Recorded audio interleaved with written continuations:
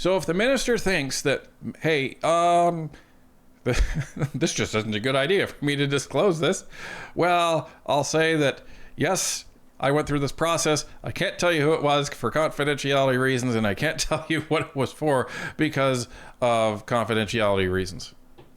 There's your transparency on this, folks.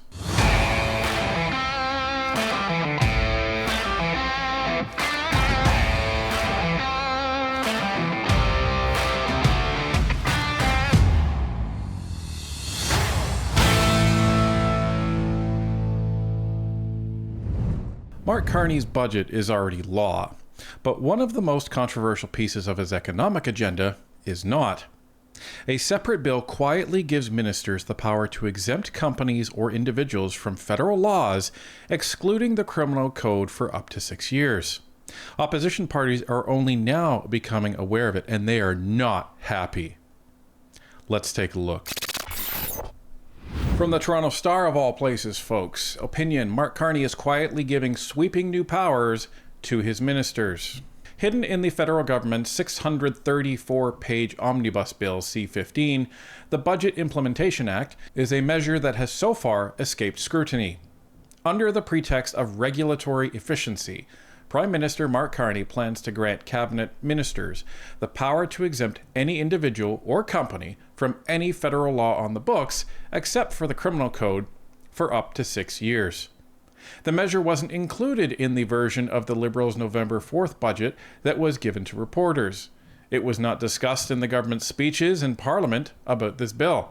No opposition party, aside from the Bloc Québécois, seems to have noticed it was there until the Star pointed it out. So this is the bill in question, folks, Bill C-15, an act to implement certain provisions of the budget tabled in Parliament on November 4th, 2025. Now, following a federal budget, there is almost always a budget implementation bill that sets forth different things that are required in order to actually do what the budget says it's going to do. So it will tweak certain laws, it will implement certain provisions, that sort of thing.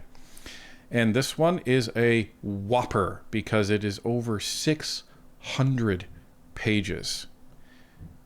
Just the type of thing that you would want to bury a power grab in there. And it is pretty far down. Let's get to the section in question that the Toronto Star is talking about. Exemptions to encourage innovation, competitiveness, or economic growth. Gee, what's wrong with that? In this part, entity includes an individual, a corporation, partnership, an unincorporated association, or organization, and His Majesty in right of Canada or of a province. So what does it do? Well, subject to subsections 3 and 7, a minister may, by order for a specified validity period of not more than 3 years, and on any terms that the minister considers appropriate, exempt an entity from the application of a provision of an act of parliament excluding the criminal code if the minister is responsible for the act. So the minister actually has to be a minister of the portfolio that the act is under. B, a provision of an instrument made under an act of parliament, except an instrument made under the criminal code, if the minister is responsible for the act or the body that made the instrument is accountable through the minister to parliament for the conduct of its affairs, or C, a provision of an act of parliament except the criminal code, or a provision of an instrument made under the act of parliament except an instrument made under the criminal code if the minister administers or enforces the provision. Okay, so what does all that mean? So what that means is that unless it's actually breaking the law, a minister can say, hey Bob, you are exempt from this provision of this part of the Parliamentary Act of swimming pool regulation. That's just an example. But there are certain conditions that go along with it. Here are the conditions. The conditions are: the exemption is in the public interest. The exemption would enable the testing of, among other things, a product, service, process, procedure, or regulatory measure with the aim of facilitating the design, modification, or administration of a regulatory regime to encourage innovation, competitiveness, or economic growth. The benefits associated with the exemption outweigh the risks. Sufficient resources exist and appropriate measures will be taken to maintain oversight of the testing, manage any risks associated with the exemption, and protect public health and safety and the environment, and a feasible implementation plan has been developed. Exemptions continues into force. For greater certainty, an exemption granted under subsection 1 continues in force until the end of the validity period specified in the order, even if the testing referred to in paragraph 3b is completed before the end of that period. So, just to be clear, so these conditions, all of those conditions must be met. This is not a, it must meet this or this or this or this. It must meet all of them.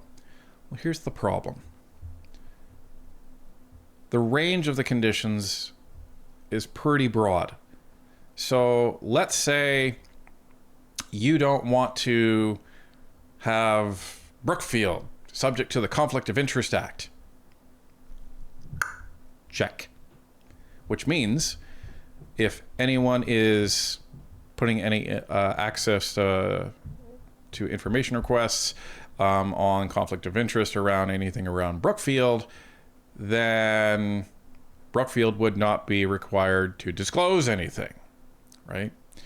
Now, we're going to get to some of the problems with this a little bit later, but as concerning as it is, let's just keep going and I'll finish explaining what the rest of this section is doing and is not doing. Amendment or extension. So what this basically says is that this can be extended for another 3 years, but not exceeding 6 years, if the minister is of the opinion that all the conditions are met, and this would enable, further testing and further be in the public interest, that sort of thing, and that sufficient resources exist, appropriate measures will be taken to maintain oversight, whatever that means.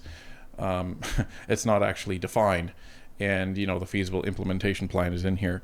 So basically this says, yes, this can be extended up to 6 years. Transparency and parliamentary oversight. This is the onion, folks, and it's a pretty sour one. Subject to subsections 2 and 3, a minister must, as soon as feasible, and there is no timeline, after making an order under section 12, make the order and the following information publicly accessible. Here's the problem. A description of the decision-making process and a summary of the reasons for the order, and a description of the process for providing comments or information to or requesting information from the minister in relation to the order. The minister may exclude information that, in the minister's opinion, would be inappropriate to make publicly accessible for reasons that include safety or security considerations or the protection of confidential or personal information. So if the minister thinks that, hey, this just isn't a good idea for me to disclose this, well, I'll say that, yes, I went through this process. I can't tell you who it was for confidentiality reasons, and I can't tell you what it was for because of confidentiality reasons. There's your transparency on this, folks. Report. So this says that the President of the Treasury Board must prepare and make public each year. So once a year, you get to see all of the exemptions that were actually made and the names of the ministers that actually made them. And but the President of the Treasury Board is not required to prepare a report if no orders made under Section 12 were in effect during the period referred to in subsection 1. President of the Treasury Board must cause the report referred to in subsection 1 to be laid before each House of Parliament on any of the first 15 days on which the House is sitting after the day in which the report is made public, and it has to be referred to the mighty OGO Committee, which is officially known as the Standing Committee on Government Operations and Estimates. That's what this does. Now, we don't look at legislation in terms of the good that is intended to accomplish. I should say, we don't only look at that. You should, but where we tend to focus on legislation is assuming that you have a corrupt government in power. And what could be the worst possible thing that they could do with that legislation? Because this is the issue when you're introducing any new laws. You have to say, okay, assuming the worst, how bad could this be if a government took advantage of this? That's what you have to be careful of. So, when we're looking at this, we're looking at this from a perspective of what could be some parliamentary pieces of legislation that the Liberals could use this for if they wanted to be corrupt. So one is the Lobbying Act exemption. So a company, could be allowed to lobby secretly without registering. Conflicts of Interest Act, which we talked about this before. A minister exempts themselves, a donor, or a friend from conflict rules, so you don't have to disclose anything. What if they look at the Canada Elections Act and a friendly corporation of the Liberals is allowed to exceed spending limits or run unreported ads? Wouldn't that be handy? The Access to Information Act exemption. So a department or corporation, as we mentioned with Brookfield, could be exempted from disclosure. So they could be allowed to hide documents. Or Competition Act exemptions. Politically favored company is allowed to bypass anti-monopoly controls. That would be helpful, wouldn't it? Environmental Fisheries Species of Risk Act. So a donor's mining or energy project is exempted from all the environmental laws. Probably not a good thing for the environment. The Income Tax Act. Now, you can't stop a company from paying its taxes, but they could be avoided from certain reporting rules or even penalties. Treasury Board procurement and contracting rules. Corporation could be given a sole source contract without competition, and this would be completely legal, and no one could be fired, no one could be reprimanded of it. And then when you start layering on all of these different things, so what if a company gets a sole source contract and is lobbied to do that secretly? Now you don't have to disclose any documents through the Access to Information Act, and the minister or the person itself could be in a direct conflict of interest with that. So when you start layering on all these things, and the justification could be, well, we're just testing the regulatory process. And even in the Act, it says, that test could be for 5 minutes, but the validity period is not shortened. Meaning, this still applies for 3 years for that person or entity or company. This is the concern with this. Now, I know Canadians are now watching this saying, oh my goodness, oh my goodness, oh my goodness, what are we going to do? There is some good news, folks. So the good news is the opposition parties are ticked. Back to the article. Sneaking it into a 600-page bill that will not get the parliamentary scrutiny it deserves is another red flag. Once upon a time, Liberals were opposed to omnibus bills that changed several dozen laws at once and pledged never to do that themselves. Quote, it's offensive, end quote, says Green Party leader Elizabeth May. Remember Elizabeth May? She's already ticked about the whole budget thing and the fact that Mark Carney lied to Jibo and Jibo lied to her. Quote, there's no indication yet that, as Prime Minister, Mark Carney understands the role of Parliament in ensuring that there's a democratic process around the passage of laws.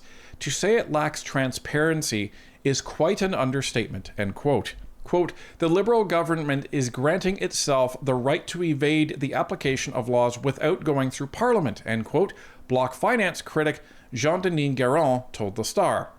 Just as the Liberals did with C-15, the Building Canada Act, giving Cabinet the power to decide which laws should apply to projects of national interest, Guérin said they are once again, quote, trying to bypass laws or regulations, but this time by using the pretext of innovation, end quote. NDP interim leader Don Davies described it as an, quote, attempt to gain unilateral power and avoid accountability. Decisions of this scope should not be rushed and should be discussed with all parties to ensure that public safety, environmental impact, and economic risk and benefits are all thought out and recognized, end quote, he said.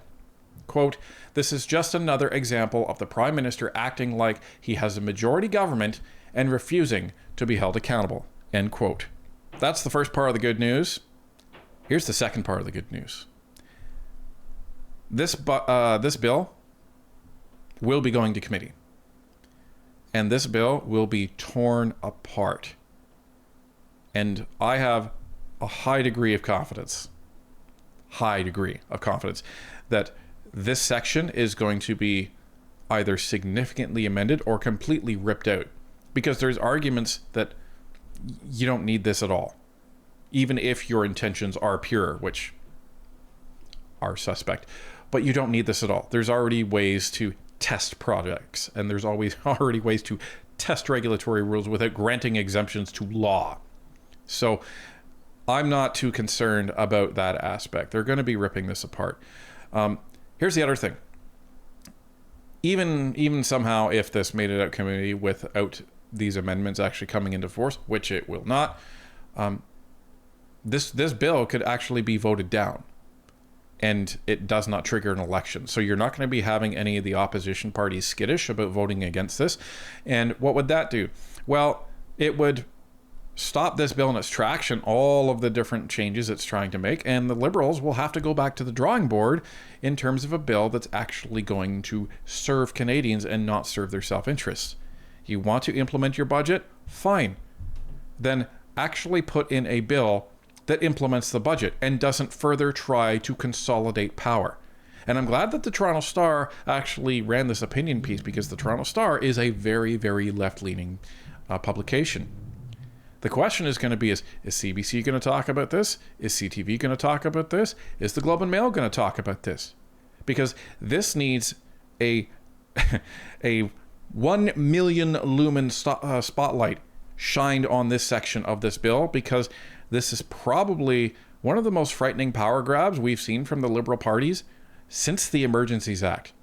But as mentioned, we can say with a great degree of confidence that it's never going to be coming into practice.